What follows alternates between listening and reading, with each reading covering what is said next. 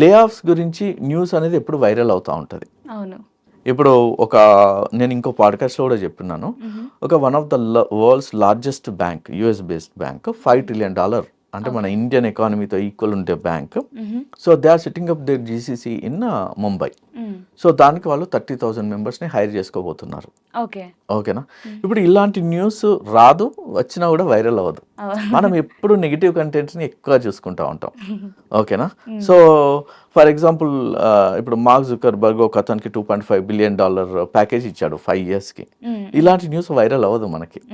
అదే Twitter సీఈఓని Elon Musk సాక్ చేశాడు కదా, తీసేశాడు కదా, అది వైరల్ అవుతా ఉంటుంది. సో మనం ఎక్కువ నెగిటివ్ కన్జ్యూమ్ చేసుకుంటాం కాబట్టి అదొకటి.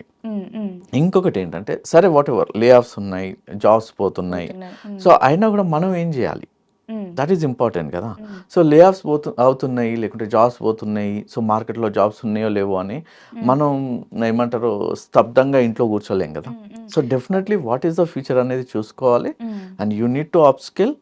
ఏంటంటే ఇంతకుముందు వచ్చినంత ఈజీగా జాబ్స్ రాకపోవచ్చు, it may be little టఫర్. And ఇంకొకటి ఏంటంటే ఇంతకుముందు ఎట్లయితే పెద్ద పెద్ద కంపెనీస్ ఉండి మాస్ రిక్రూట్మెంట్ చేస్తుంటేనో ఇప్పుడు అది చేంజ్ అవుతుంది డెఫినెట్గా. సో ఇప్పుడు రిక్రూట్మెంట్ ప్యాటర్న్ చేంజ్ అవుతుంది.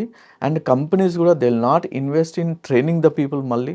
అంటే ఇప్పుడు కాలేజ్ నుండి తీసుకొని ఇంతకుముందు 6 months 1 year చేసేవాళ్ళు కదా, సో అట్లా చేయవు. నెక్స్ట్ ఏంటంటే వాళ్ళు రెడీలీ స్కిల్డ్ పీపుల్నే తీసుకోవడానికి కంపెనీస్, ఎందుకంటే with AI it is becoming more and more competing.